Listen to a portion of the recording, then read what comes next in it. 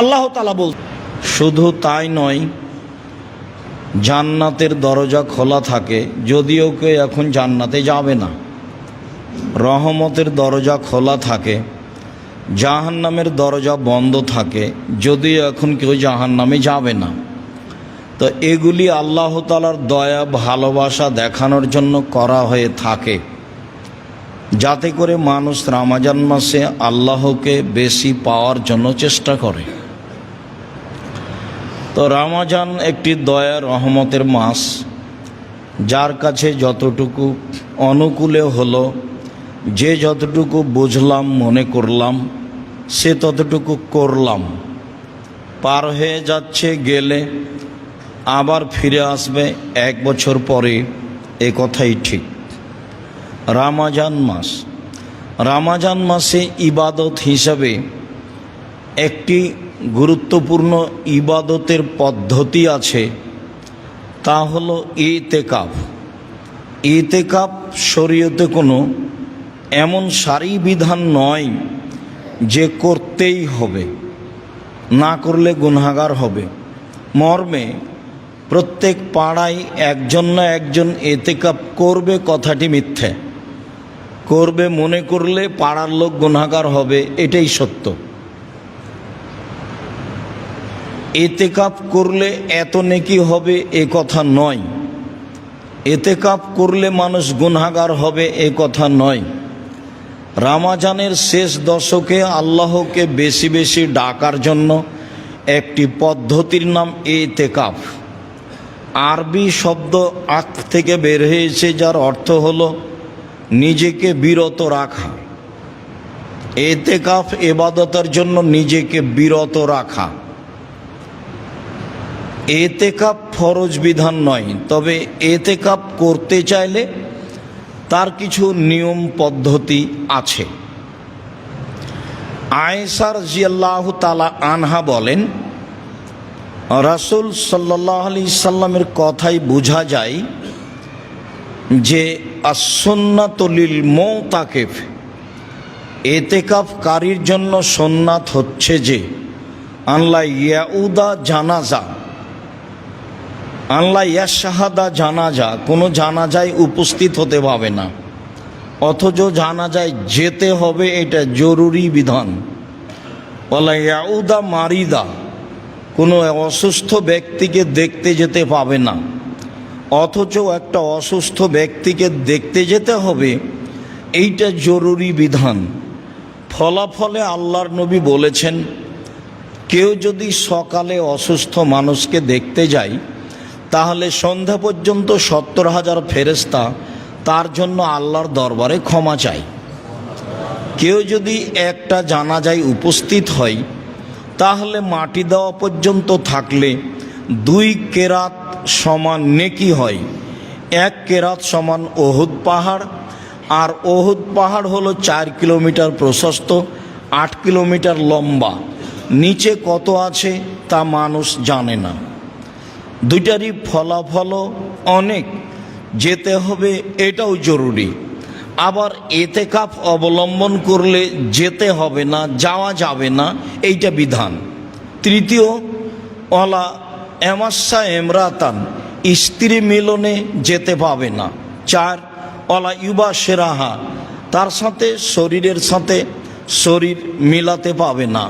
ওয়ালা একরোজা লে হাজাতিন, কোনো প্রয়োজনে বাড়ি থেকে বের হতে, স্থান থেকে বের হতে পাবে না। ইল্লা লাবুদ্দা মিনহু, তবে যদি তার জরুরি কিছু প্রয়োজন হয়, পেশাব পায়খানা বা গোসল, এছাড়া তার স্থান ত্যাগ করতে পাবে না। এ কথা আয়েশা রাদিয়াল্লাহু তাআলা আনহা বলেন। তাতে তিনি বলেন, লা ইতিকাফা ইল্লা বিসিয়ামিন, সিয়াম রোজা ছাড়া ইতিকাফ চলে না।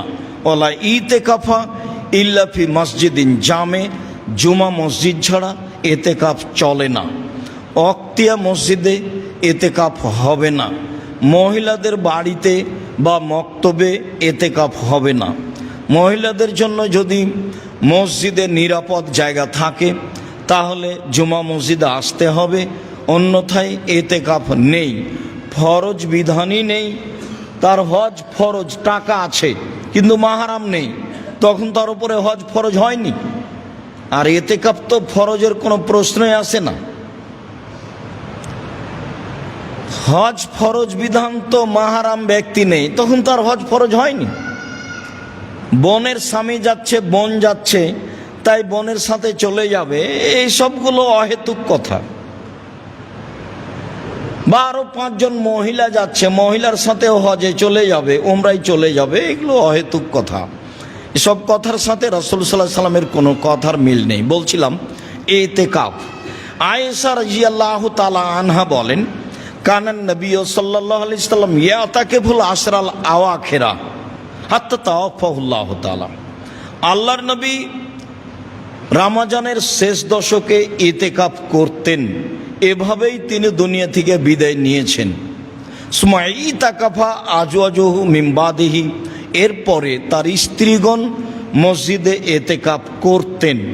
মহিলারাও মসজিদে ইতিকাফ করতে পারে, প্রমাণে বুখারী মুসলিমের হাদিস। রাসূলের স্ত্রীগণ ইতিকাফ করতেন। আবু হুরায়রা রাদিয়াল্লাহু তাআলা আনহু বলেন, কানান নবী সাল্লাল্লাহু আলাইহি সাল্লাম ইয়াতাকিফুল আশরা।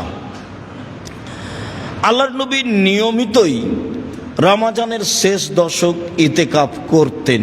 তবে কানা ইতাকাফা ইশরিনা ফিল আম আল্লাযী কুবিজা ফিহি, যে বছর তিনি দুনিয়া থেকে বিদায় নেন, ইন্তেকালের বছর তিনি 20 দিন ইতিকাফ করেছিলেন। মানুষ প্রয়োজন মনে করলে, ভালো মনে করলে 20 দিন ইতিকাফ করতে পারে, হাদিস বুখারী মুসলিম। তবে তিনি সাধারণত শেষ দশক ইতিকাফ করতেন। আব্দুল্লাহ ইবনে ওমর রাদিয়াল্লাহু তাআলা আনহু বলেন, সাআলা ওমর আন নবিয়্য, একদা ওমর রাদিয়াল্লাহু তাআলা আনহু আল্লাহর নবীকে জিজ্ঞাসা করেছিলেন, আল্লাহর নবী, কুনতু নাজারতু লাইলাতান ফিল মসজিদিল হারাম ফিল জাহেলিয়া, জাহেলিয়াতের যুগে যখন আমরা মুসলমান হইনি, তখন আমি উমর কাবা ঘরে 1 রাত ইতিকাফ করব বলে মানত মেনেছিলাম। 1 রাত ইতিকাফ করব বলে মানত মেনেছিলাম। আল্লাহ রাসূল তাকে বললেন, ফাউফে বেনাজরাক, তুমি তোমার মানত পূর্ণ করে নাও, 1 রাত ইতিকাফ করে নাও। হাদিস বুখারী মুসলিম। এর অর্থ এই নয় যে একদিন ইতিকাফ চলে, এটাই ছিল তার মানত, যা পালন করতেই হবে। মানত পালন করতেই হবে যে কোনো মূল্যে। তো সন্তান হলে উট কুরবানি করব বলেছেন, আকিকা দিবেন, তো উটের তো আকিকা হয় না। তো এখন ভালো কাজের একটা করেছেন, সিদ্ধান্ত নিয়েছেন, তো নিয়ে আসেন, রাজস্থান থেকে উট কিনে নিয়ে আসেন, বা বাংলাদেশে কোথায় পাওয়া যায় খুঁজেন। যদি সম্ভব না হয় তাহলে 10 জন ফকিরকে 100 কেজি করে চাউল দিয়ে ফিরে আসতে হবে। এ হলো পদ্ধতি। তো মানত করেছো তুমি পূর্ণ করো, এটাই ছিল মানত। এর অর্থ এই নয় যে একদিন ইতিকাফ চলে, এর অর্থ এই নয় যে 3 দিন ইতিকাফ চলে, এর অর্থ এই নয় যে ইচ্ছা মতো ইতিকাফ চলে, এর অর্থ এই নয় যে 12 মাস ইতিকাফ চলে। কোনো মাসই এভাবে ইতিকাফ চলে না। সিয়াম ছাড়া ইতিকাফ চলে না, জুমা মসজিদ ছাড়া ইতিকাফ চলে না। ইতিকাফ রমজানের শেষ দশক বা রমজানের শেষ 20 দিন চলে মানুষের ইচ্ছা। আয়েশা রাদিয়াল্লাহু তাআলা আনহা বলেন, কানান নবী সাল্লাল্লাহু আলাইহি সাল্লাম ইজা আরাদা ইয়াতাকিফা সাল্লাল ফাজর সুম্মা দাখালা ফি মুতাকাফিহি, আল্লাহর নবী যখন ইতিকাফের ইচ্ছা করতেন, তখন ফজরের সালাত আদায় করে তিনি তার ইতিকাফের স্থানে প্রবেশ করতেন। হাদিস মুসলিম। এতে মনে হচ্ছে যে ইতিকাফে বসার টাইম হলো ফজরের সালাতের পরে। হাদিস তো সহি, কিন্তু সব হাদিসের বিবেচনায় দেখা গেছে যে আসলে শেষ দশক শুরু হয় 20 রমজান শেষ হলে সূর্য ডোবার পরে। যার কারণে আবার যদি ফজরের সালাতের পরে ইতিকাফে বসা হয়, তাহলে রাত ছুটে যায়, যেটা বিশেষ ইবাদত রয়েছে। যার কারণে সব মিলে এটাই যে এতেকাফ করতে চাইলে বিশ্রাম আজান শেষে মাগরিবের সালাতের পরে তার এতেকাফের স্থানে বসবে। এতেকাফ অবস্থায় জরুরি প্রয়োজন ছাড়া বাইরে কোথাও যেতে পারে না, তবে পরিবারের সাথে প্রয়োজনীয় কথা বলতে পারে, জরুরি কথা বলতে পারে। আল্লাহ রাসূল বলতেন, রাসূলের স্ত্রী সাফিয়া রাদিয়াল্লাহু তাআলা আনহা একদা রাসূলের এতেকাফ অবস্থায় মসজিদে আসলেন। তিনি স্বামীর সাথে কথা বললেন। যখন কথা শেষ হয়ে গেল তখন তিনি বিদায় নিচ্ছেন, তো পিছে পিছে আল্লাহ রাসূল হাঁটছেন মসজিদের বারান্দা পর্যন্ত। বের হওয়ার কাছাকাছিতেই দুইজন লোক সামনে পড়ল। আল্লাহ নবী বললেন, ইনি হচ্ছেন সাফিয়া। সাহাবীগণ বললেন, বলেন কি? আপনি কি মনে করছেন যে আমরা সন্দেহ করব এ অন্য মহিলা? তাই কি আপনি তাড়াতাড়ি বললেন যে এ হচ্ছে সাফিয়া? তখন আল্লাহ রাসূল বলছেন, দেখো আমি তাড়াতাড়ি বললাম এই জন্য যাতে করে শয়তান তোমাদের অন্তরে এতটুকুও জাগাতে না পারে। এইটা বাক্যে, হাদিস বুখারী মুসলিম, এইটা বাক্যে এ মহিলাকে এইটুকু তোমরা যে ভাববা, এই ভাবা যেন তোমাদের ভিতরে না আসতে পারে, তাই আমি বলে দিলাম এটা সাফিয়া। আয়েশা রাদিয়াল্লাহু তাআলা আনহা বলেন, কানা নবী সাল্লাল্লাহু আলাইহি সাল্লাম ইখরুজু ইলাইয়া রাসাহু ওয়া হুয়া ফিল মুতাকিব। আল্লাহ নবী তার মাথাটা ইতিকাফ অবস্থায় আমার দিকে বের করে দিতেন, লাগসেলাহু উরাজ্জেলাহু, যাতে করে আমি মাথাটা ধুয়ে দিই, যাতে করে আমি মাথাটায় চিরুনি করে দিই। মাথাটা ধুয়ে দেওয়ার সুবাদে তিনি মাথা আমার দিকে করে দিতেন, আমি তা ধুয়ে দিতাম। হাদিস বুখারী মুসলিম। তাহলে স্ত্রীর নিকট থেকে এইটুকু সেবা নেওয়া যায়, বা স্ত্রী প্রয়োজনে কথা বলতে পারে, প্রয়োজনে সামাজিক জরুরি কথা বলতে পারে। মোবাইল ব্যবহার করা থেকে বিরত থাকতে হবে সম্ভবপর, যে কোনো অপ্রয়োজনীয় কথা থেকে বিরত থাকতে হবে সম্ভবপর। বলছিলাম ইতেকাফ, যা বললাম মোটামুটি এতেকাফের অবস্থা। মনে থাকে ভালোভাবে যেন যে এতেকাফ কোনো জরুরি বিধান নয়। এতেকাফ মহল্লা একজন করতে হবে, এটা একটা মিথ্যা কথা সমাজে ছড়িয়ে আছে। এই মিথ্যে থেকে মানুষকে ফিরে আসতেই হবে। কেউ যদি এইরকম বিশেষ পদ্ধতিতে ইবাদত করতে চায় তখন তার পদ্ধতি হলো এই। সম্মানিত দিনী ভাই বোন, তারপরে ফিরে যাই লাইলাতুল কাদর। লাইলাতুল কাদরের কথার পূর্বেই বলি, আমাদের দেশের ভারত, বাংলাদেশ, পাকিস্তানের শতকরা 95 জন লোক মনে করে আসলে সব কিছু হয়ে গেছে 15ই শাবান। সারা বছরে যারা মারা যাবে, যারা জন্ম নিবে, যার রুচি বন্টন হবে, সবই তো 15ই শাবানে হয়ে গেছে জাল হাদিসের মাধ্যমে। তাহলে আর লাইলাতুল কাদরে কি হবে? অথচ বোঝা যাচ্ছে যে সব কিছুই হলো লাইলাতুল কাদরে। এই কথাটা ভালোভাবে মনে রাখতে হবে যে 15ই শাবান কিছু না, যা প্রমাণ আছে সব জাল হাদিস। এক থেকে নেই একটানা 15ই শাবান পর্যন্ত সিয়াম থাকতে হবে, এইটা একটা গুরুত্বপূর্ণ বিষয়। চেষ্টা করেন। কে আপনাকে প্রতারণা দিল যে 15ই শাবানে রুজি বন্টন হয়? তো রিক্সাওয়ালা তো রিক্সা ছাড়া বাদ দিয়ে একবারে সারা রাত গোসল করে আতর গোলাপ মেখে লেগে আছে, জেগে আছে, তো কই রিক্সাই চালাচ্ছে সারা বছর। এইগুলো নয়। হ্যাঁ, সব কিছুই হয়, এ কথাই ঠিক।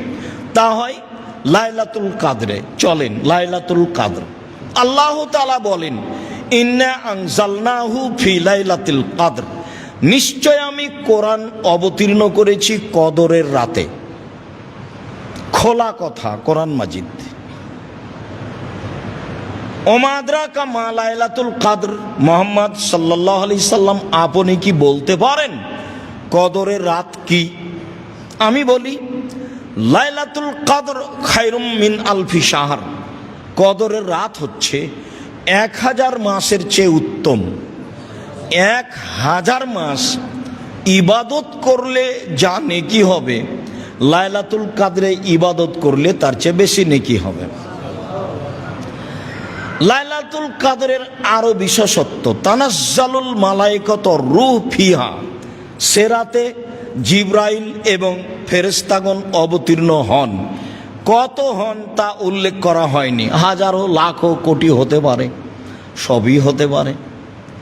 জিবরাইল যেহেতু আসেন, কাজে আরো হাজারো কোটি ফেরেশতা আসতে পারেন। আল্লাহ তাআলা বলেন এ রাতে জিবরাইল এবং ফেরেশতাগণ অবতীর্ণ হন তাদের প্রতিপালকের অনুমতি সাপেক্ষে, কেউ স্বেচ্ছায় আসতে পারে না, তাদের প্রতিপালকের ইচ্ছাই আসেন। এরপরে মিন কুল্লি আমর, সব কিছু নিয়ে, দেখেন সব কিছু নিয়ে, সারা বছরে যা কিছু হবে, মরবে বাঁচবে, রুজি হবে, যেটাই পৃথিবীর মানুষ বুঝুক না কেন, সারা বছরের বাজেট বুঝুক, এটাই ঠিক।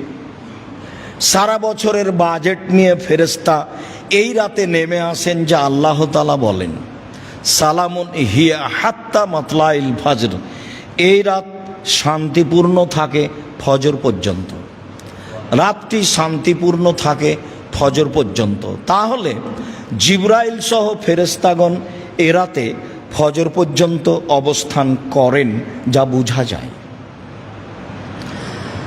আল্লাহ তাআলা অন্য আয়াতে বলেন ইন্না আনজালনাহু ফি লাইলাতিম মুবারাকা, নিশ্চয় আমি কোরআন অবতীর্ণ করেছি বরকতময় রাতে।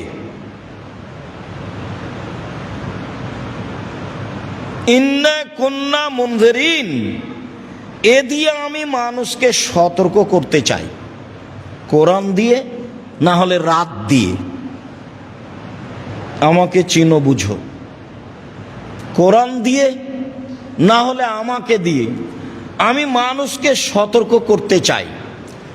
ফিহা ইউফরাকু, এ রাতে চূড়ান্ত সিদ্ধান্ত নেওয়া হয়, কুল্লু আমরিন হাকিমিন, প্রত্যেক জ্ঞান সম্পন্ন বিষয়ের।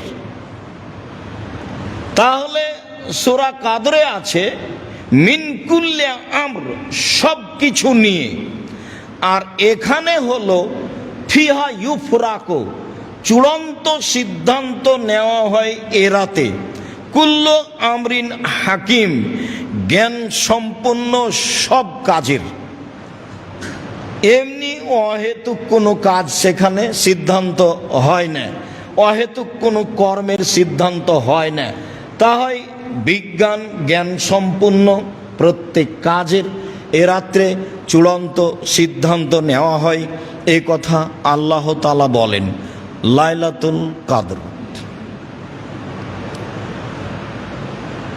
আয়েশা রাদিয়াল্লাহু তাআলা আনহা বলেন কানান নবী সাল্লাল্লাহু আলাইহি সাল্লাম ইয়াজতাহিদু ফিল আসরিল আওয়াখির মা লা ইয়াজতাহিদু ফি গায়রিহা, আল্লাহর নবী রমজানের শেষ দশকে লাইলাতুল কাদর যেভাবে চেষ্টা করে খুঁজতেন, অন্য দিনে মাসে তা করতেন না।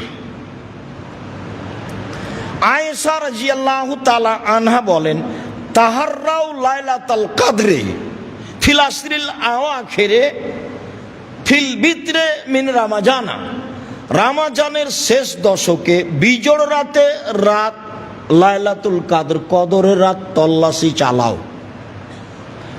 পৃথিবীর মানুষ তোমরা কদরের রাতের তল্লাশি চালাও রমজানের শেষ দশকের বিজোড় রাতে, এ কথা আয়েশা রাদিয়াল্লাহু তাআলা আনহা বলেন। আয়েশা রাদিয়াল্লাহু তাআলা আনহা বলেন কানান নবী সাল্লাল্লাহু আলাইহি সাল্লাম ইজা দাখালাল আশর সাদ্দা মিজারাহু ওয়া আহিয়া লাইলাহু ওয়া আইকাজা আহলাহু, যখন রমজানের শেষ দশক আসতো তখন তিনি লাইলাতুল কাদরের তল্লাশির জন্য লুঙ্গি গুটিয়ে নিতেন, মানে শক্ত প্রস্তুতি নিতেন। রাতে জেগে থাকতেন, পরিবারকে জাগাতেন, রাতে জেগে থাকতেন, পরিবারকে জাগাতেন। বিজোড় রাতের কথা তিনি বললেও তিনি নিজে 10 রাতি প্রাণপণে চেষ্টা করেছেন লাইলাতুল কাদরকে খুঁজতে, যা বোঝা যায়। আয়েশা রাদিয়াল্লাহু তাআলা আনহা বলেন, আমি বললাম আল্লাহর নবী, আরাইতা ইন আলিমতু আইয়ু লাইলাতিন লাইলাতুল কাদরে মা আকুলু ফিহা, আমি যদি বুঝতে পারি কোনটা লাইলাতুল কাদর তাহলে আমি কি বলবো? তখন আল্লাহ রাসূল বললেন, কুলি, তুমি বলবা ইন্নাকা আফুবুন তুহিব্বুল আফওয়া ফাফু আন্নি, আল্লাহ তুমি ক্ষমাশীল, ক্ষমাকে ভালোবাসো, আমাকে ক্ষমা করো। যেহেতু তুমি নিজেই ক্ষমাশীল, ক্ষমাকেই ভালোবাসো, আমাকে ক্ষমা করো। যেটা কাজ তোমার সেটা করো।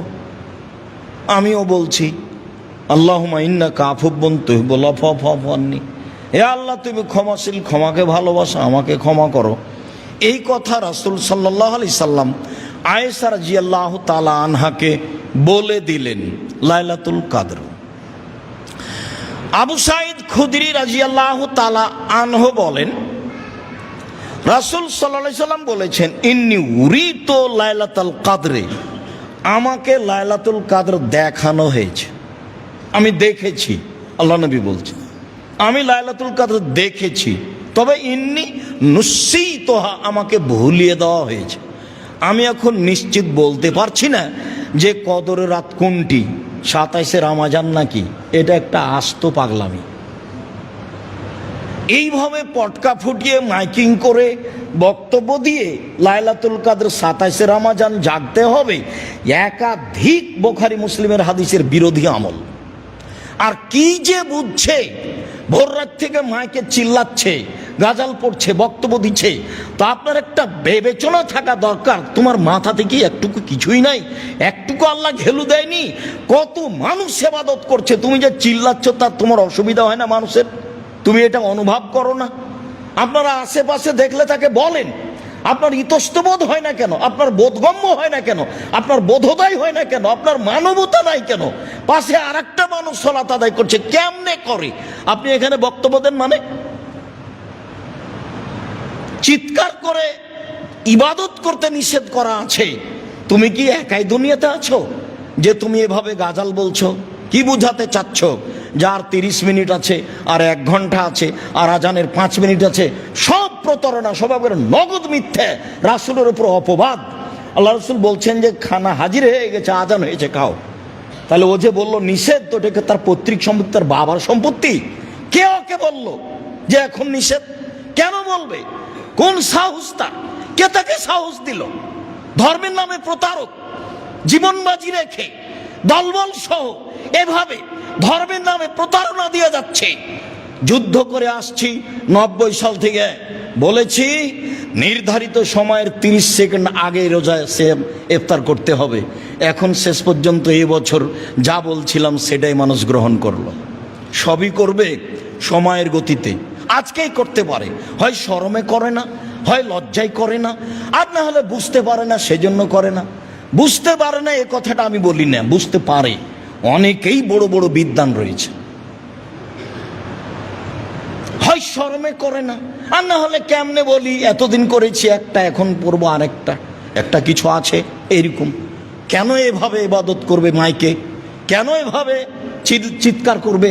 আর 5 মিনিট, আর 10 মিনিট, আর 1 মিনিট। আল্লাহ নবী বলছেন খাদ্য উপস্থিত হয়েছে, খাও। আজান হয়েছে, খাও, খেয়ে সলাতে যাব। হাদিস তো বুখারী মুসলিম। সম্মানিত দিনী ভাই বোন, লাইলাতুল কাদর আমাকে ভুলিয়ে দেওয়া হয়েছে, লাইলাতুল কাদর কোনটি? তারপরে তিনি বলছেন ইন্নী রাআইতু আন্নী আসজুদু ফি মাইনাতিনিন, তবে আমি নিজেকে দেখছি যে আমি কাদামাটি, পানি মিশ্রিত কাদামাটির উপরে সিজদা করছি। এটা আমি দেখছি নিজেকে, এই কথা তিনি বলছেন। তারপরে বলছেন যে কানা সাকফুল মসজিদ জারিদান নাখলে, সেই দিন ছিল মসজিদের ছাদটা খেজুর গাছের ডাল, মানে খেজুর গাছের ডাল দিয়ে ছাওয়া ছিল। তাহলে কি বুঝলাম? মানে পানি হলে বাহিরে যা পড়বে ভিতরে তার চেয়ে বেশি পড়বে। কিভাবে ভিতরে বেশি পড়বে? বাইরে বন্ধ হয়ে গেলি পানি শেষ, আর এখানে আরো কিছুক্ষণ টপ টপ করে পানি পড়বে, যেগুলো ডালের সাথে লেগে আছে, যেগুলো ডালের সাথে লেগে আছে। মা নারা ফিসামায়ে শায়ান, সেদিন আকাশে কোনো কিছু ছিল না। রাতে হঠাৎ একটা মেঘ দেখা গেল, ফম তেরো না, বেশ বৃষ্টি হয়ে গেল। ফারাইতো আসারাল মায়ে ওয়া তিনে আলা ফাসাল্লা বিনা রাসূলুল্লাহ সাল্লাল্লাহু আলাইহি সাল্লাম। সেদিন আল্লাহ রাসূল আমাদেরকে নিয়ে সালাত আদায় করলেন। ফারাইতো আসারা তিন আল মায়ে ফি জাবহাতে রাসূলুল্লাহ সাল্লাল্লাহু আলাইহি জাবহাতে আলা জাবহাতে রাসূলুল্লাহ সাল্লাম। আমি দেখলাম সকালে রাসূলের কপালে মাটি, কাদা মাটি লেগে আছে। তিনি সিজদা করেছেন, রাতে বৃষ্টি হয়েছে, রাতে সিজদা করেছেন, সেই কাদামাটি লেগে আছে। আর সেদিন ছিল মিন সুবে হেদা ইশরিনা, 21শে রমজানের সকাল। সেদিন ছিল 21শে রমজানের সকাল। আমরাও বলছিলাম এবছরের ধারণায় 21শে রমজানই মনে হয় লাইলাতুল কাদর গেছে বলে অনুমান করা যায়। লাইলাতুল কাদরের পরিচয় আব্দুল্লাহ ইবনে আব্বাস রাদিয়াল্লাহু তাআলা আনহু বলেন, রাসূল সাল্লাল্লাহু আলাইহি সাল্লাম বলেছেন, লাইলাতুল কাদরে লাইলাতুন সামহাতুন বালজাতুন তালকা। লাইলাতুল কাদর কদরের রাত, স্বচ্ছ, পরিষ্কার, শান্তিপূর্ণ। কদরের রাত হয় স্বচ্ছ, পরিষ্কার, শান্তিপূর্ণ। লা বারেদাতুন ওয়ালা হাররা, কদরের রাত শীত গরম থেকে মুক্ত হয়। তুসবিহু শামসু সাবিহাতুহা যায়ফা হামরা, কদরের রাতের সকাল সূর্যের কিরণ হবে দুর্বল এবং লাল বর্ণের। এক, কদরের রাত স্বচ্ছ, পরিষ্কার, শান্তিপূর্ণ। দুই, কদরের রাত শীত গরম থেকে মুক্ত। তিন, কদরের রাতের সকাল হবে সূর্যের কিরণ দুর্বল এবং লাল বর্ণের। চার, কদরের রাত হবে কান্না ফিহা কামারান, মনে হবে রাতটা চন্দ্রের মতো উজ্জ্বল। চন্দ্রময় রাত যেমন উজ্জ্বল তেমন উজ্জ্বল হবে। চন্দ্র রাতে থাকবে এ কথা নয়, চন্দ্রময় রাত যেমন উজ্জ্বল রাতটি হবে তেমন উজ্জ্বল। তিনি বলেন, লা ইয়াখরুজু শয়তান, সে রাতে শয়তান বের হবে না যতক্ষণ পর্যন্ত ফজর না হচ্ছে। ওইদিকে জিবরাইল এবং ফেরেশতাগণ ফজর পর্যন্ত অপেক্ষা করছেন, আর এই দিকে শয়তান বের হওয়া থেকে বিরত থাকছে ফজর পর্যন্ত। সবের সমন্বয়ে লাইলাতুল কাদর যা বুঝলাম। সম্মানিত দিনী ভাই বোন, তাতে আমরা আঁচ করতে পারি লাইলাতুল কাদর কিভাবে হতে পারে, কেমন হতে পারে, আর তা কি। অবশ্যই এবছর যা গেছে গেছে, সামনে হায়াতে আল্লাহ বাঁচিয়ে রাখলে আরও ভালো প্রস্তুতিতে শেষের দশক পালন করব বলে আমরা আশা করছি। আল্লাহ আমাদের তৌফিক দান করুক। আল্লাহুম্মা আমিন। আল্লাহুম্মা সাল্লি আলাইহি আল্লাহুম্মা বারিক।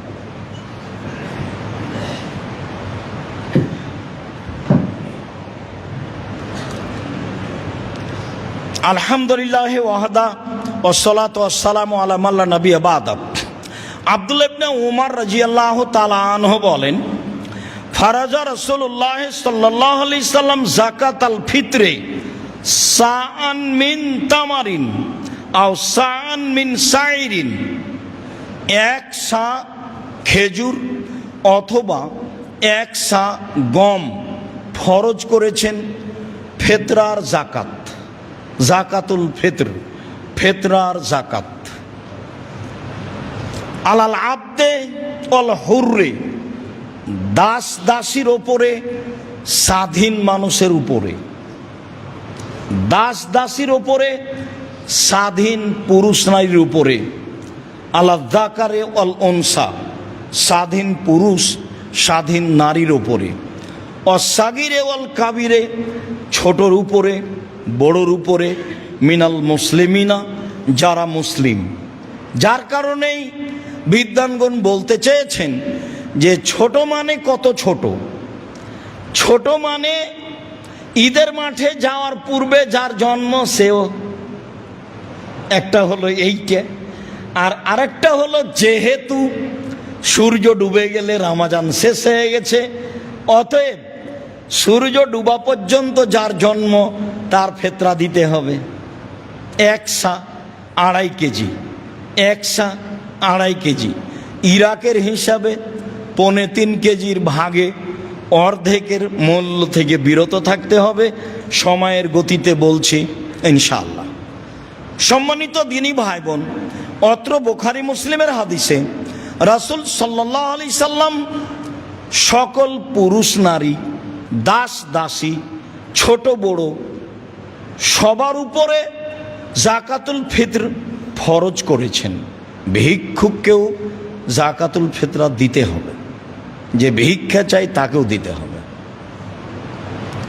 আর কারণ এটাই, আব্দুল্লাহ ইবনে আব্বাস রাদিয়াল্লাহু তাআলা আনহু বলেন, ফারাজা রাসূলুল্লাহ সাল্লাল্লাহু আলাইহি ওয়াসাল্লাম যাকাতাল ফিতরে তোহরান লিসিয়ামে মিনাল লাগব ওয়া রাফাসে, সিয়ামটাকে অশ্লীল কথা ও কর্ম, অপছন্দ কথা ও কর্ম থেকে পবিত্র করার জন্য। মানুষ হিসাবে কিছু যদি ঘটে থাকে তো ফিতরা দিয়ে আল্লাহ ওটা পার করে দিবেন, সেই জন্য। অত্তমাতাল্লিল মাসাকিন, আর ফকির মিসকিনের খাদ্যের জন্য। তো আমিও বাঁচলাম, ফকির মিসকিনও বাঁচলাম। আমারও সুবিধা হলো যে এ দিয়ে আমার সিয়ামটা পবিত্র হয়ে গেল, আর ফকির মিসকিনেরও সুবিধা হলো, এ দিয়ে তার একটা রুজির ব্যবস্থা হলো। এই কথা রাসূল সাল্লাল্লাহু আলাইহি সাল্লাম বলেন। আবু সাঈদ খুদরি রাদিয়াল্লাহু তাআলা আনহু বলেন, ফারাজা রাসূলুল্লাহ সাল্লাল্লাহু আলাইহি সাল্লাম যাকাতাল ফিতরে, আল্লাহর নবী ফিতরা ফরজ করেছেন।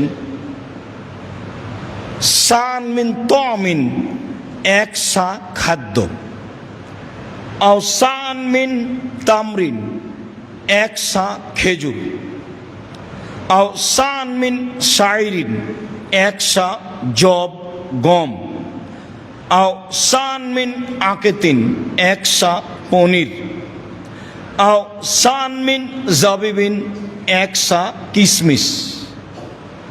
প্রথম শব্দটা আছে খাদ্য।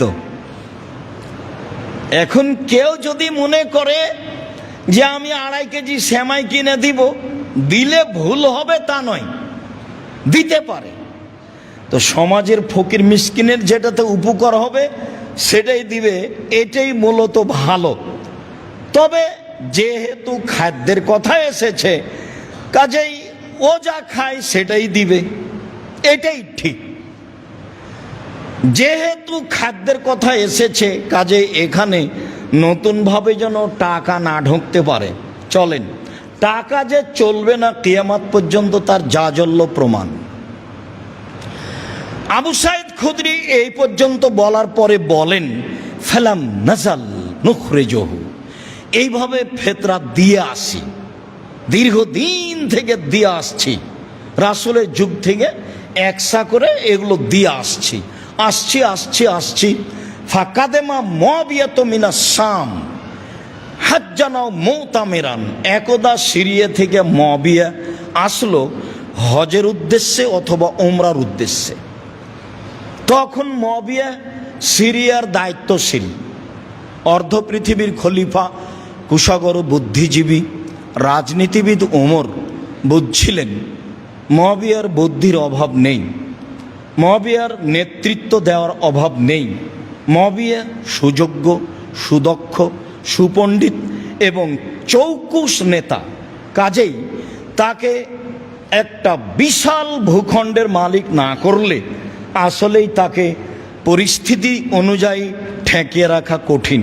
সুচিন্তিত মানুষ, বিশাল এলাকার তাকে মালিক করে রাখলেন, তা হলো সিরিয়া। একদা সিরিয়া থেকে আসলেন মুয়াবিয়া, ফাকাল্লামা নাস আলাল মিম্বারে, এসে তিনি মিম্বারের উপরে উঠে মানুষের সামনে বক্তব্য দিলেন।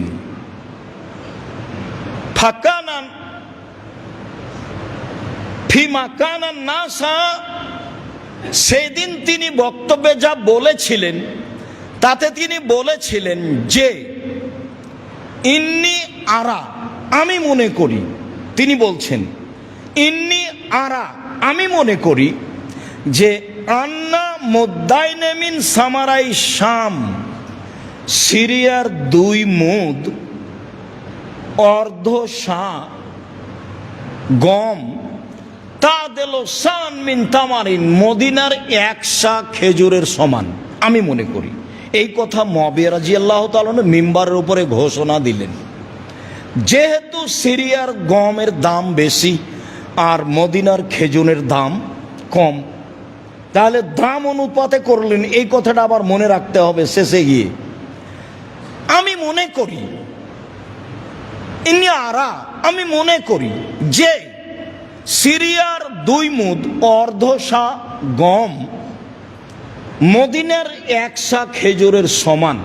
ফা খাজা না সবে জালেকা, মানুষ তখন বলল আচ্ছা ঠিক আছে, খুব ভালো কথা, তাহলে আমরা গম দিলে অর্ধেক দিব, অর্ধ সা দিব। মানুষ এটা গ্রহণ করে নিল। ফামানা, এবার আমি আবু সাইদ খুদরি বলছি, তবে আমি ফালা আজালা উখরেজহু কামাকুন্ত আখরজহু ফি আহাদি নবী সাল্লাল্লাহু আলাইহি ওয়াসাল্লাম আবাদান, আমি রাসূলের যুগে 1 সা বের করতাম, সর্বদা বের করব, মা ইস্ত, যতদিন বেঁচে থাকবো। তবে আমি, মানুষ তো মুয়াবিয়া রাদিয়াল্লাহু তাআলার এই রায় সিদ্ধান্তকে গ্রহণ করে নিল, যেটা তিনি বললেন আমি মনে করি, তো মানুষ গ্রহণ করে নিল। মানুষ তো করেই, ভারত বাংলাদেশ পাকিস্তানের শতকরা 95 জন মানুষ করেছে, করছে। এখন আপনি দেখছেন আপনার পাশে, হয়তো বা আপনিও তার মধ্যে একজন। তো মুয়াবিয়া রাদিয়াল্লাহু তাআলা বলছেন যে যতদিন আমি হায়াতে বেঁচে থাকবো 1 সা দিব। কালা রাজুলুন মিনাল কওমে, একটা লোক পাশ থেকে বলল, কেন মুদ্দানে মিন কামহিন, অর্ধ সা গম দিলে হবে না? তখন তিনি বলছেন লা কিমাত মুয়াবিয়া, আরে এইটা তো মুয়াবিয়ার মূল্য হিসাব, লাখ ভালো হওয়া আমল বেহা, না আমি কখনো মানব না আমি কখনো আমল করব। আমি মুয়াবিয়ার এই মূল্য হিসাব কখনো কবুল করব না, আমি মুয়াবিয়ার এই মূল্য হিসাব সিদ্ধান্ত রায়কে কখনো মানব না। হাদিস তো সহি, আপনি কি করবেন? কে আপনাকে বলল? সারা পৃথিবীর মানুষ মেনে নিলে আপনি মেনে নেবেন? সারা দুনিয়াতে মাত্র ইব্রাহিম আলাইহিস সালাম আর তার স্ত্রী ভালো মানুষ ছিলেন, আর কেউ ছিল না, তাহলে এখন ইব্রাহিম আলাইহিস সালাম উল্টে যাবেন? সারা দুনিয়ার মানুষ যদি এখন করোনায় 3 ফুট পর পর দাঁড়ায়, আপনিও দাঁড়াবেন? হুজুরি যে আগে বক্তব্য কত শক্ত, কাবা ঘরে 3 ফুট আছে, কাবা ঘরের চেয়ে আরো যদি কোনো জায়গা ভিন্ন থাকতো সেখানে 3 ফুট থাকলে হবে না? 3 ফুট পর পর দাঁড়ানোর সিদ্ধান্ত পেশ করতে হলে আবার কাকে আসতে হবে? মুহাম্মদ সাল্লাল্লাহু আলাইহি সাল্লামকে। যেহেতু মুহাম্মদ সাল্লাল্লাহু আলাইহি সাল্লাম কিয়ামত পর্যন্ত আসবেন না, কাজে ইবাদতের নিয়ম কিয়ামত পর্যন্ত কোনোদিন পরিবর্তন হবে না। আপনি পালন করতে পারেন না, মসজিদে আসেন না সমস্যার কারণে।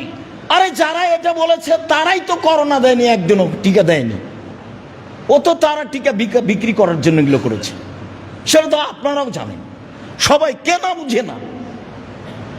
অবাক কথা, ইবাদতের জায়গায় তো মসজিদ, বিপদে পড়লে তো আল্লাহ রাসূল দৌড়িয়ে মসজিদে গেলেন।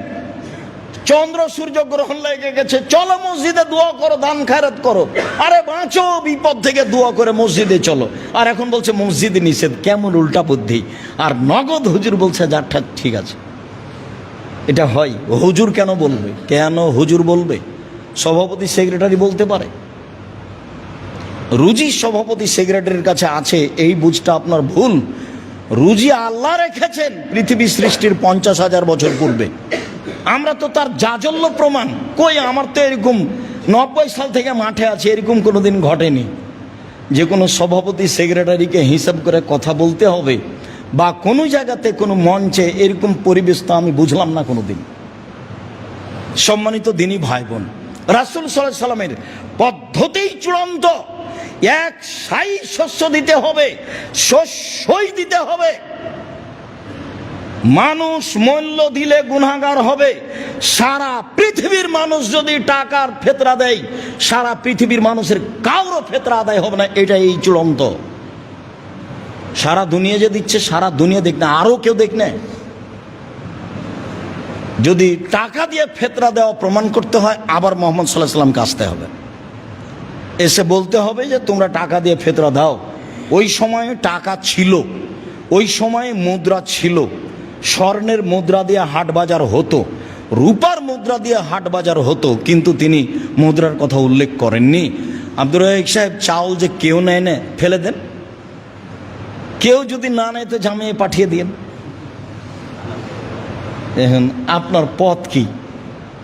যদি কোনো পথই না পান তো একটা কিছু করবেন, কিছুই যদি না পান তো বাড়িতে রাখা হবে না, ফেলে দেন। দুনিয়া অত খাটো হয়নি, কিয়ামত পর্যন্ত অত খাটো হবে না। আমি আর আপনি ভুল বুঝছি। সম্মানিত দিনী ভাই বোন, ফেতরা সম্পর্কে আমরা একটা চূড়ান্ত পর্যায়ে গিয়ে বলতে চাচ্ছি যে ফেতরা শস্য দিয়েই দিতে হবে, খাদ্যমূলক গুরুত্বপূর্ণ জিনিস দিতে হবে, তা চাউল হয় উত্তম হবে। পরিমাণ 2.5 কেজি, 3.25 সের। আগে থেকে যে হিসাব ছিল সেটাই ঠিক আছে। কখন দিতে হবে? ও আমার বেহা আন্তুয়াদ্দা খরুজিন না সেলাল মুসাল্লা কাবলা খরুজিন না সেলাল মুসাল্লা। মানুষের ঈদের মাঠে যাওয়ার পূর্বে, আগে যে আপনাদের বাপদাদারা ঈদের মাঠে যাওয়ার পূর্বে ফেতরা বের করতেন, এটাই হুবাহু হাদিস সাথে মিল আছে। এটাই হলো হাদিসের বাস্তব আমল। তবে সহি হাদিস আসার থেকে পাওয়া যায়, আব্দুল্লাহ ইবনে উমর থেকে, যে 1 দিন বা 2 দিন আগে ফেতরা বের করা যায়। তা হলো 28 রমাজান, তা হলো 19 রমাজান, নিতান্তই। তবে বুখারী মুসলিমের সিদ্ধান্ত এটাই যে আপনি ঈদের মাঠে যাওয়ার পূর্বে ফেতরা বের করে যাবেন। এসে বের করলে সেটা আর ফেতরা হবে না, সেটা হবে সাদাকা। সেটা আবার জাকাতুল ফেতরা হলো না, যেটা আপনার সিয়ামকে পবিত্র করার জন্য। পূর্বেই করতে হবে, শস্য দিয়েই করতে হবে। নিতান্তই আগে চাইলে 1 দিন 2 দিন আগে। 15 রমাজান থেকে ফেতরা বের করার তো প্রশ্নই আসে না। মসজিদ ভর্তি হয়ে গেছে ঢাকায়, দেখেন।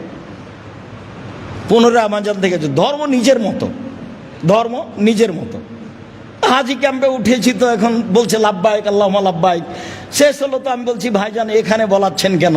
ও তো যখন এহরাম বাঁধবে, এলাম লামে যখন বিমান পৌঁছিবে, জিদ্দায় নামার পূর্বে তখন বলবে। তখন বলছে যে বাড়ি থেকে বললেও হবে। এখন কি উত্তর দিবেন বলেন?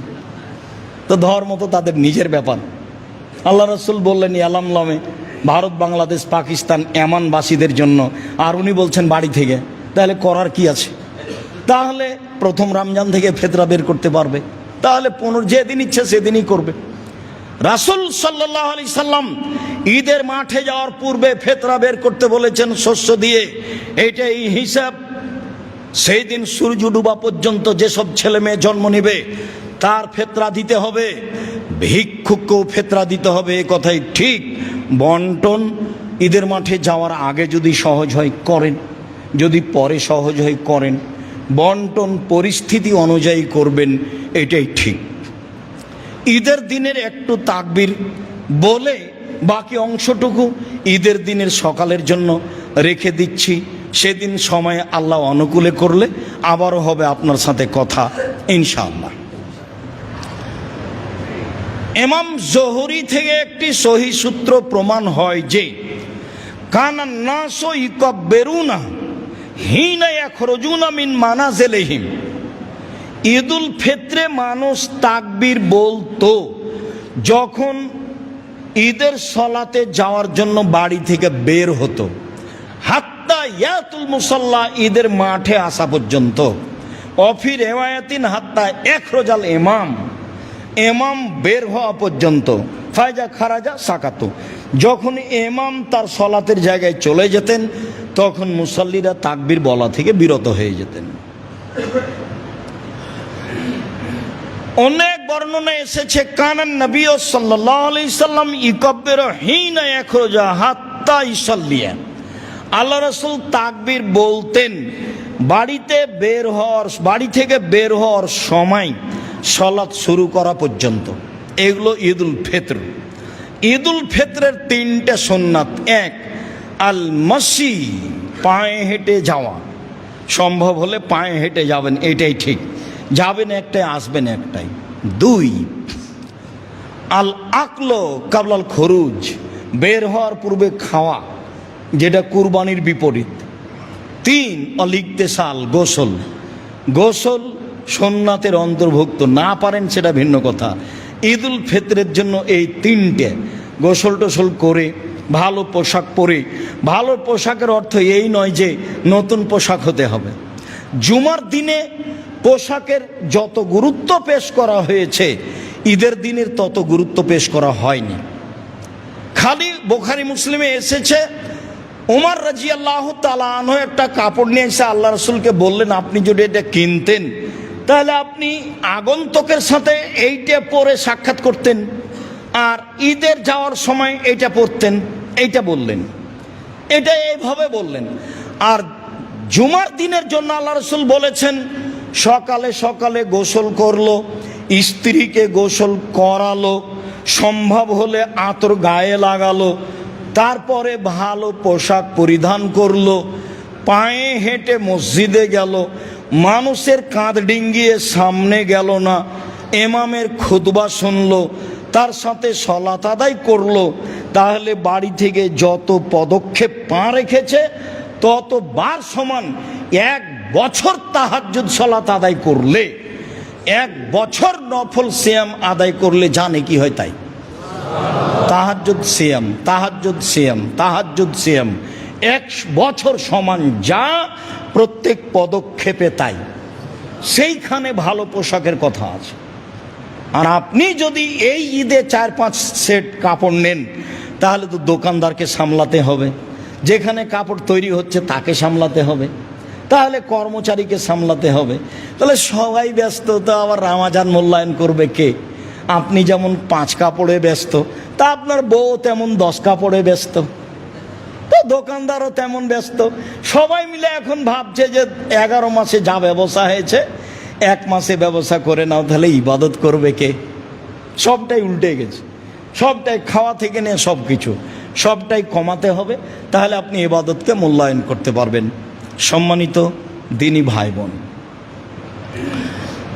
আলী রাদিয়াল্লাহু তাআলা আনহু ইকাব্বিরু ইয়াউমা আরাফা বাদাল ফজরে ইলা সালাতিল আসর মিন আখির আইয়াম। কুরবানির ঈদে আলী রাদিয়াল্লাহু তাআলা আনহু আরাফার দিন তাকবীর পাঠ করেন আইয়ামে তাশরিক পর্যন্ত, অর্থাৎ ঈদের 3 দিন পর পর্যন্ত। আবু হুরায়রা রাদিয়াল্লাহু তাআলা আনহু আর আব্দুল্লাহ ইবনে উমর ইখরাজানে ইলা সুকে ফি আইয়ামিল আসরে, কুরবানির 1 থেকে নিয়ে 13 তারিখ পর্যন্ত, 10 তারিখ পর্যন্ত তারা বাজারের দিকে যেতেন। ওয়ায়ুকাব্বিরানে, দুইজনই তাকবীর পাঠ করতেন। ওয়ায়ুকাব্বির নাস বে তাকবীরে হেমা, জনগণও তাদের তাকবীরের সাথে তাকবীর পাঠ করত। তাহলে কুরবানির দিন কুরবানিতে তাকবীর হলো একেবারে ঈদুল আজহার 1 তারিখ থেকে নিয়ে 13 তারিখ পর্যন্ত, এক টানা 13 তারিখ আসর সালাত পর্যন্ত।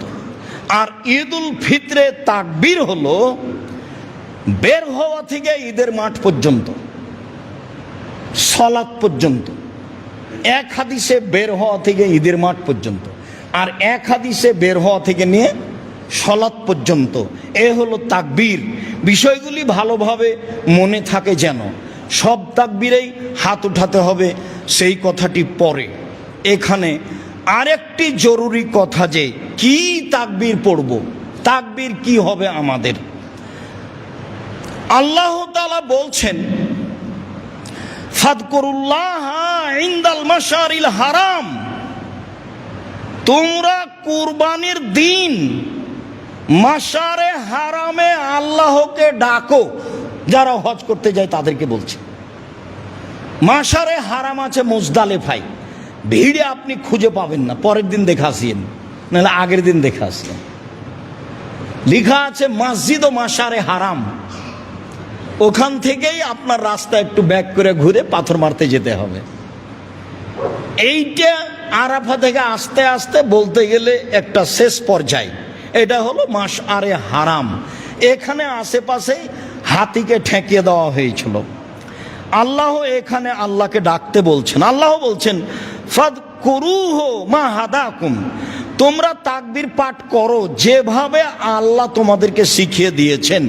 আল্লাহ তাআলা বলছেন, ওয়াদকুরুল্লাহ ফি আইয়ামিম মাদুদাত, এই দিনগুলিতে তোমরা আল্লাহকে ডাকো, জিকির করো। কি দিয়ে ডাকবো, কি দিয়ে জিকির করব? তাতে স্পষ্ট প্রমাণ আছে এইটুকু, যে আব্দুল্লাহ ইবনে উমর ইকাব্বিরু, আব্দুল্লাহ ইবনে উমর ফি আইয়ামিত তাশরিক, তাশরিকের দিনগুলিতে বলতেন, আল্লাহু আকবার, আল্লাহু আকবার, লা ইলাহা ইল্লাল্লাহ, আল্লাহু আকবার, আল্লাহু আকবার, ওয়ালিল্লাহিল হামদ। পরে ও আল্লাহু আকবার, আল্লাহু আকবার, লা ইলাহা ইল্লাল্লাহ, আল্লাহু আকবার, আল্লাহু আকবার, ওয়ালিল্লাহিল হামদ। হাদিস সহিহ। এইটুকু বোঝা যায় স্পষ্ট।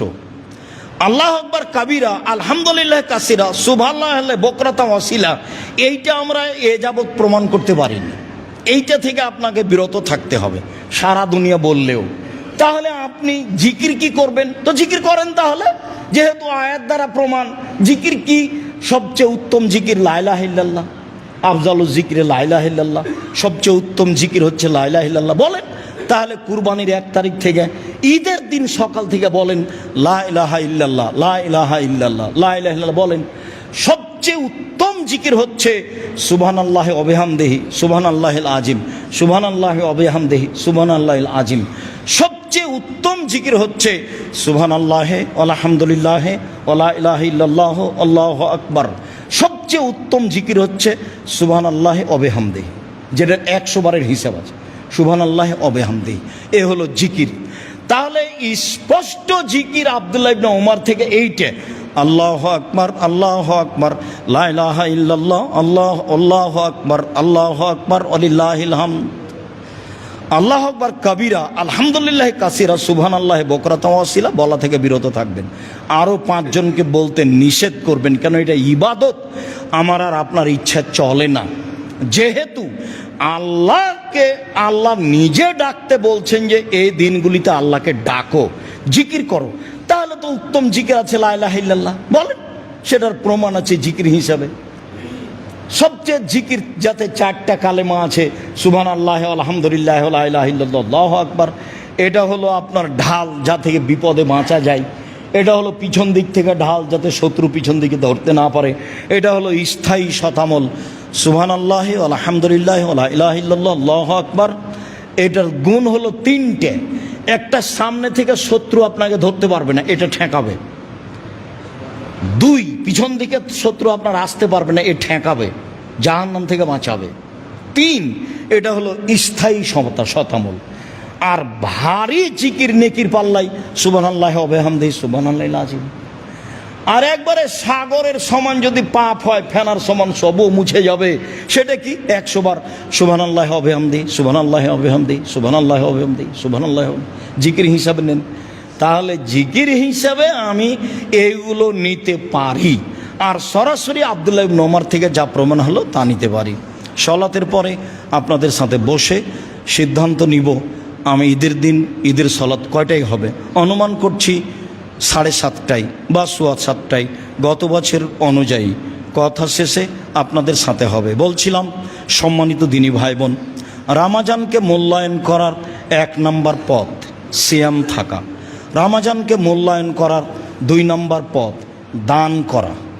এইটা ইবাদত, এবং পৃথিবীতে সবচেয়ে শক্তিশালী ইবাদত, কম হোক বেশি হোক যার যা সম্ভব, ভালো জায়গাতে দান করিয়েন, দান যেন আবার পাপের কারণ না হয়। এইটা হলো রমজান মাসের দ্বিতীয় গুরুত্বপূর্ণ কাজ। আল্লাহর নবী রমজান মাসে পূর্ব দিকের বাতাসের চেয়ে বেশি দানশীল ছিলেন। কেমন কি, এটা আপনার কি দিয়ে বুঝাবো? পূর্ব দিকের বাতাসের চেয়ে বেশি দানশীল ছিলেন মানে খুব বেশি দান করতেন রমজান মাসে। 3 হলো জিকির, কোরআন তেলাওয়াত। 4 হলো জিকির, আর 5 হলো ইস্তেগফার। ইস্তেগফার কি? আস্তাগফিরুল্লাহ ওয়া আতুবু ইলাইহি, আস্তাগফিরুল্লাহ আল্লাযী লা ইলাহা ইল্লা হুয়াল হাইয়ুল কাইয়্যুম ওয়া আতুবু ইলাইহি, রব্বিগফিরলি ওয়া তুব আলাইহি ইন্নাকা আনতাত তাওয়াবুল গফুর। আর না হলে আল্লাহুম্মা আনতা রাব্বি লা ইলাহা ইল্লা আনতা খালাকতানি, সাইয়্যিদুল ইস্তেগফার। এ হলো ইস্তেগফার, জাহান্নামে যাবে না। তো এগুলি আল্লাহ তাআলার দয়া ভালোবাসা দেখানোর জন্য করা হয়ে থাকে, যাতে করে মানুষ রমজান মাসে আল্লাহকে বেশি পাওয়ার জন্য চেষ্টা করে। তো রমজান একটি দয়া রহমতের মাস, যার কাছে যতটুকু অনুকূলে হলো, যে যতটুকু বুঝলাম মনে করলাম সে ততটুকু করলাম। পার হয়ে যাচ্ছে, গেলে আবার ফিরে আসবে 1 বছর পরে, এ কথাই ঠিক। রমজান মাসে ইবাদত হিসাবে একটি গুরুত্বপূর্ণ ইবাদতের পদ্ধতি আছে, তা হলো ইতিকাফ। ইতিকাফ শরীয়তে কোনো এমন সারি বিধান নয় যে করতেই হবে, না করলে গুনাহগার হবে। মর্মে প্রত্যেক পাড়ায় একজন না একজন ইতিকাফ করবে, কথাটি মিথ্যে। করবে মনে করলে পাড়ার লোক গুনাহগার হবে, এটাই সত্য। ইতিকাফ করলে এত নেকি হবে এ কথা নয়, ইতিকাফ করলে মানুষ গুনাহগার হবে এ কথা নয়। রমজানের শেষ দশকে আল্লাহকে বেশি বেশি ডাকার জন্য একটি পদ্ধতির নাম ইতিকাফ। আরবি শব্দ আক থেকে বের হয়েছে, যার অর্থ হলো নিজেকে বিরত রাখা। ইতিকাফ ইবাদতের জন্য নিজেকে বিরত রাখা। ইতিকাফ ফরজ বিধান নয়, তবে ইতিকাফ করতে চাইলে তার কিছু নিয়ম পদ্ধতি আছে। আয়েশা রাদিয়াল্লাহু তাআলা আনহা